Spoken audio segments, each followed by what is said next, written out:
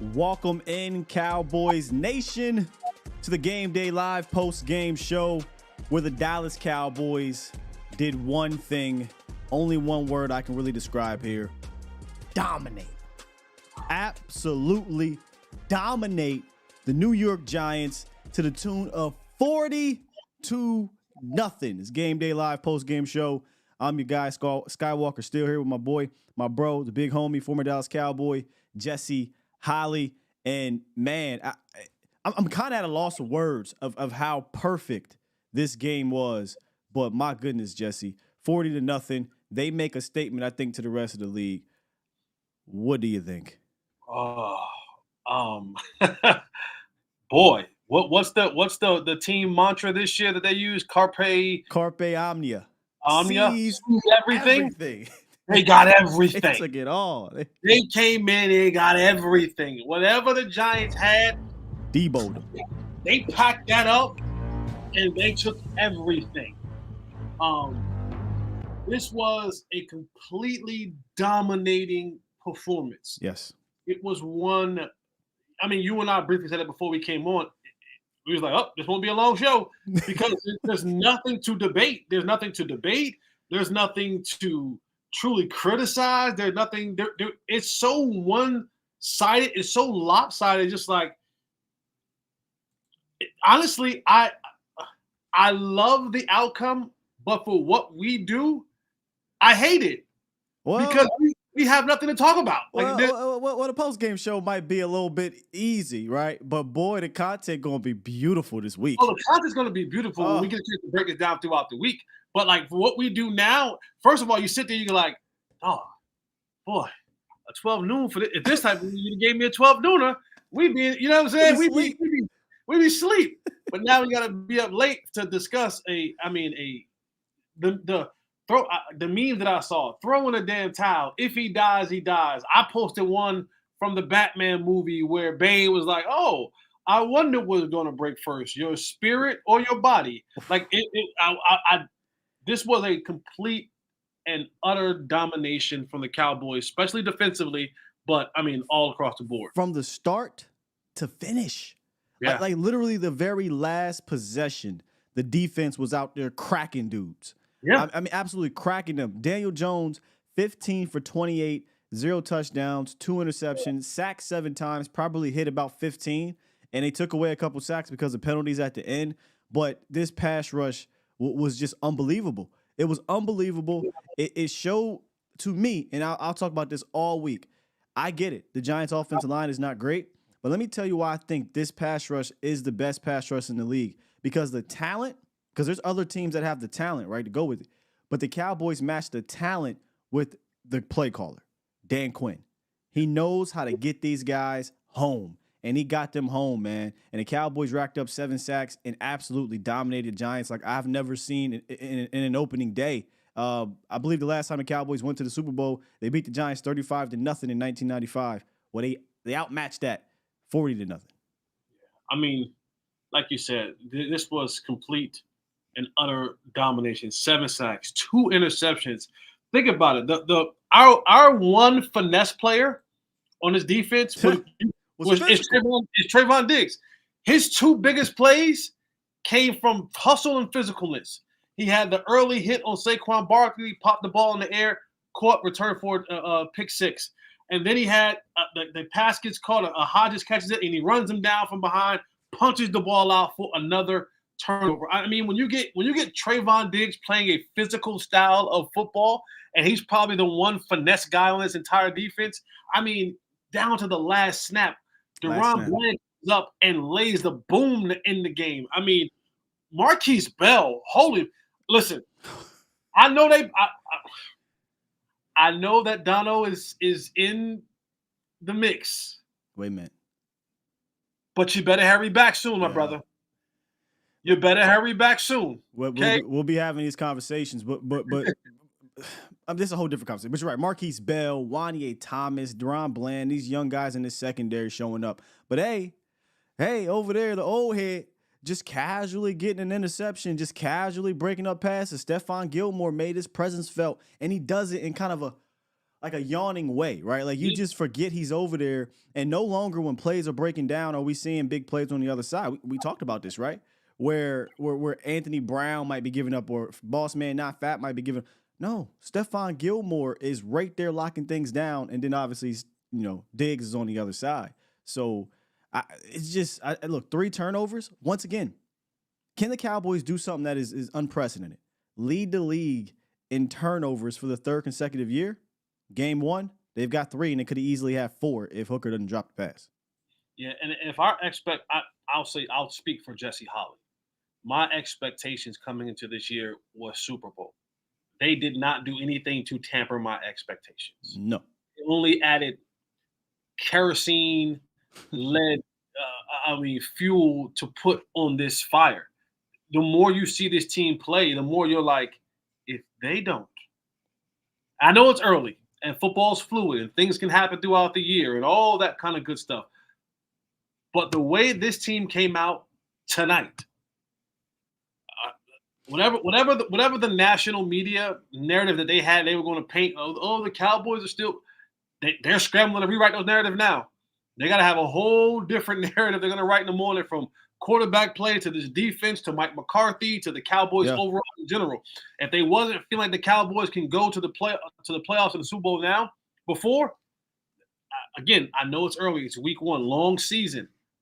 But the way that they've been talking this offseason, You would have thought that this team regressed, and that's why it was always wild to me hearing them talk about that. Not only did they show you that they did not regress, they showed you, but we all believe they got better. And you brought up the narrative around Mike McCarthy. I tweeted this out. There was this narrative that Mike McCarthy, who hadn't called plays since 2018, was going to be Mike McCarthy of 2018.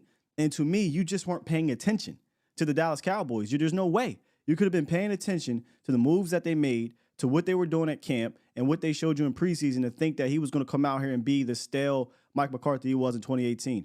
This, and I know this might sound wild because they didn't put up 500 yards. This was an elite play calling debut for Mike McCarthy. You saw them come out in many different personnel packages. You saw Mike McCarthy say, hey, it's monsoon out here on and off. It's raining a lot. We don't need to go out here and try to show off and throw the ball 35, 40 times in this game. We're going to work our horizontal game. We'll take some deep shots, which worked out, right? You caught a couple big plays. You got some flags going, but we're going to keep this flow and rhythm going on offense. And you saw him get into that red zone after the first time and figured it out. We saw Kevontae Turpin get a rushing touchdown. I was starting to get a little like, hey, man, you better give Deuce Vaughn these attempts and these carries. But eventually, he got it in there in the red zone. We saw a lot of pre-snap motion and then at-snap action. We saw a lot of pin pulls in the ground game. 30 carries, 122 yards. Tony Pollard averaged 5 yards per carry, 2 touchdowns. Rico Dowdle averaged 4 yards per carry. Between the two, they had 20 carries for 94 yards. Just complimentary football. And we talked about at the end of the second half, hey, we're up 26-0. We took our deep shot, didn't work out. No need to force this thing and give them an opportunity to get some points at the end of the half. This was an elite showing debut for Mike McCarthy, and he should get some flowers for week 1. Long season, I get it. But week 1, I think you should be encouraged. Yeah, I'm taking all Mike McCarthy credit. I just am. I'm taking all Mike McCarthy credit. I have been a fan of his for a very long time. I've weathered the Mike McCarthy storm of people not wanting him here anymore, and now you're seeing the brilliance of who Mike McCarthy is, and why I wanted him to be a play caller for so long. Yeah. And being able to go into a game knowing what you were going up against up front without your starting left guard, which, by the way, Chuma Edoga wasn't great. He wasn't great. He was more than serviceable. He did some really good things out there today. I didn't notice him in a negative way. That's a good thing. He did really good things out there. He had some leakage. Now it didn't lead to the overall breakdown of what they wanted to do offensively. But again, to know that to know the weather, to know that your team is coming into a visitor's environment, being down an starting offensive lineman, and still being able to come out here and find your way. That is the mark of a really good play caller. And he is no rookie to this. This isn't his first rodeo. and he was on full display. And that's so encouraging because I don't even think they're fully in lock and step. He and Dak Prescott in the offense. I think there's so much more. This was their preseason game. That's going to come out of this when they go back and watch this film and go, okay, now when our conditions get better, they come home next week on a dry surface. They're playing Aaron Rodgers. That offensive line is bad. We'll get into that later on this week. But, I think he is. I mean, this was a great opening day performance. You brought up the offensive line of Chuma Edoga. We'll get the film, and we're obviously going to break this down and watch these guys up close. But there was some pressure, what have you. But again, this is the third game in a row against the Giants that they did not record a sack. Now, sacks can be quarterback stats for sure. Get rid of the ball, see what you see, get you in the right position. But just on the other side, you see all the pressure that the Cowboys created for Daniel Jones. And that wasn't the case on the other side. Dak and Mike McCarthy in this offensive line, give credit to Mike Solari, they attack things differently. I think this is why it's important to understand why having a veteran quarterback like Dak Prescott matters. There were a lot of times where you were getting passing first downs from just quickly getting the ball out to the spots it needed to be. In years past, or at least just specifically last year, you saw these receivers not sure where to go. There wasn't thinking. There was no thinking. Even in an offensive game where it wasn't as sharp per se, you saw these guys getting to where they needed to be. Now, obviously, the production could have been a lot better if you don't get some drops, from the tight ends, which very disappointed there. I'm a big Jake Ferguson guy. He had 2 drops in this game. Peyton Hendershot dropped a touchdown pass. Those guys will go back and they'll say we got to be better here. Conditions, rain, I get it, but I think that's maybe where we can clean some things up. Is we can't drop the ball. Yeah, if there's one area of complaint, it's the tight ends and their pass catching ability. They had opportunities to make some plays today and drop the football, and it's you never want that, right? You never want that. I don't care who it comes from. You never want that at this level, especially when those passes were very, very catchable passes. It's concentration drops. That's the thing. It's taking my eyes off the ball. It's not looking the ball into the catch. It's not like these catches were hard and they had to be in traffic. No, these are much more than NFL level easy type catches. And so, not having those guys show up in a major way today when they have the opportunities to, if we have to pick a flaw from the game today, I think it would be that. And then, just some of Dak's passing was a little bit off, but I to conditions. That's what. But for the tight ends, those if there's one thing that we have to pick, that's it to nitpick on this game today.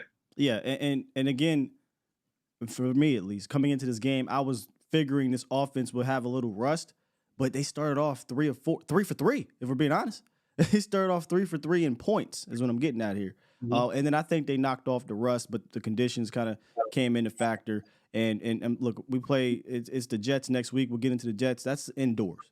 I expect these guys to be even sharper and cleaner when it comes to that. But for the passing game, it was CeeDee Lamb who led the way. 4 targets, 4 receptions, 77 yards. Didn't get in the end zone. But what I thought was funny is you could tell these guys, like CeeDee would make a catch and he's like, man, for real, we could be cooking these dudes. But there's just was no need to air the ball out like that because of the situation. 26-0 turned into 33-0. Great opening drive, by the way, in the third quarter. Great opening drive to essentially put the nail in the coffin. But what I love is that there's good teach tape. There's really good teach tape on offense to take in, and these guys are still going to be hungry. I feel like they're going to be hungry next week. Oh, yeah, without a doubt. I mean, if anything else, not only do you want to win at home, but there's still there's enough players on this football team who Aaron Rodgers have terrorized enough that they're going to come into this game with an absolute chip on their shoulder. They don't want to have a performance like this on opening night and follow it up with a letdown at home, right? So I think that's also a motivating factor. It's being able to come out and say, you know what, we're going to be opening up at home. We owe Aaron Rodgers because he's owned AT&T Stadium, and we're being completely honest. He's owned AT&T Stadium since I've been around. And you want to follow up a performance like this. You don't want to put out this type of performance across the board and then go home next week and lay an egg or let down or be less than what you showed today. I'm not saying, are you going to get 7 sacks? Probably not, right? That's crazy in the game to get 7 sacks, but you can still play up to the level of physicality, fast, smart, and just flying to the football defensively. Offensively, you continue to build on that. Continue to be more sharp in your passing game. Allow those big plays to now come about. Get more creative in what you want to do offensively. Tight ends catch up with everybody else and catch the football, and continue to dominate like you did today. Yeah, man, and we'll see. The Jets play tomorrow night, right? Yes. Against the Bills. Is it the Bills? Bills football. We're going to find out real fast what that offensive line is looking like, because one thing, and we knew this, the Cowboys pass rush, I think it's the best in the league because it combines the talent with the scheme. If your offensive line is leaky, if your offensive line is not stout, you could be in trouble. You could be in a whole lot of trouble. So we'll see tomorrow. We'll see what happens tomorrow. But the Cowboys dominated this thing, man. I really don't have any complaints, like you said, aside from some drops. But that's it. And honestly, that's how you want to come out of this game. When you dominate like this, to come out with some teach tape, I think is great. And what better way to be in that room, in the film room, talking about a 40-0 victory, and you can be better. Oh, that's wonderful. That's wonderful. If you had to give a game ball to, who does the game ball go to today? Does that have to go to a player? Your choice. It's not a player to me. It's Dan Quinn. Okay. Yeah, I'm gonna give it to Dan Quinn. It's just too many players. It's too many. That's why I do a cookout and I bring everybody to the table, because it's just it's a lot of the times in these victories it's hard to give it to just one person. But I can't, man. I mean, when you look at defense, I mean, we're talking about 3 dudes who basically had 2 sacks. I'm giving Micah Parsons the one in the beginning. We'll see if they do it. We're talking about 3 dudes who had 2 sacks. Osadigizua had 2 sacks. Dorrance had 2. Micah, they credit him for 1 now. We'll see. Chauncey was killing it at the end, right? Marquise Bell, Wanye Thomas. I mean, this defense is just too many guys here to really give it to one person. So who's the leader of that whole thing? Who runs that whole thing? Dan Quinn. So I got to give it to Dan. All right. I mean, I don't think there's a wrong answer. Like, honestly, I don't. If you said Micah Parsons, I go, okay. If you said Wanye Thomas, I go, okay. If you said Trayvon Diggs, I go, all right. I mean, there isn't a. If you said Mike McCarthy, I go, okay. I don't think there's truly a wrong answer when you start talking about just the performance that was put forth today by so many players on this team. I was really, really impressed with Wanye Thomas and Marquise Bell. I was, man. I just, when you think about like those guys, like they aren't the dudes. You know what I'm saying? But for them to play at a level of dudeness, it's just impressive to me, man. Like that's I guess it goes back to your point and to your game ball. That just goes to show you just how much Dan Quinn can get out of these players, man. He has them playing with so much confidence and so much swagger, and just what I love that Dan Quinn does, man, and the greats do this. They put players in positions to succeed. I'm not going to ask you to do something that I don't think that you can do and watch you fail at it and then go, you know what, you're not fit for this team. Find out what the strengths are, use that to your advantage, and let dudes ball. Yeah. And Dan Quinn, man, he has put on a masterclass, a legit masterclass of finding out what these strengths are of these different players and just putting the batteries in their back and saying, go get it, dog. Go get it, young fella. And the guys have responded to him. I mean, you brought up Marquise Bell. If you literally took the number off and the name off their backs, right, I would have thought Donovan Wilson played. Like he quite literally played exactly like Donovan Wilson, and that just surprised me. I shouldn't say surprised me, but I just think it's so great because Marquise Bell, second-year player, FAMU, shouts out to FAMU. We thought maybe who are we going to see take over that safety role? It was Wanye at first. Like Wanye was getting in the mix at safety, but Marquise Bell he was playing that around the line of scrimmage role, and he was making those plays, man. So again, that is a credit to me to what Dan Quinn is able to do. It's just it's phenomenal, and I think we got the best defensive coordinator in the National Football League. Now I tweeted this out. I know people are going to tell me, Jesse, shut the hell up. Shut up. It's too early. Don't start that nonsense, Jesse. Shut up. But if the defense continues to play at this level, how does Dan Quinn not go and be a head coach somewhere? I mean, you So right? so Do I need to shut up? Should I tell you can tell me to shut up? But like, just don't start that. It's too early. It's too late at night tonight, and it's too early in the season for that. Don't start that. I had a thought about this because I 100% believe that the defense was going to be good again, and Dan Quinn will get looks again. I think it's up to what Dan wants to do. Dan has been a head coach before. He had that miraculous year, but he also understands the pressures that comes with being a head coach, and he probably wasn't having as much fun before. Dan Quinn having fun being a defensive coordinator, man. He having fun being a defensive coordinator. And you know what the beauty is about being a defensive or any coach in the NFL? Ain't no salary cap. So if Jerry Jones or Dan comes and say, hey, man, I got the Cardinals coming again. They calling for me. Gannon ain't that guy. They want to pay me X amount of dollars. Jerry Jones could say, I'll match it. I'll match it for you to be here with no pressure, to have this phenomenal defense of Micah Parsons, and you become our Dick LeBeau. Remember Dick LeBeau in with the Pittsburgh Steelers? He tried his hand in head coach, if I'm not mistaken. Wasn't he like the coach of like the Bengals or something like that for a brief stint?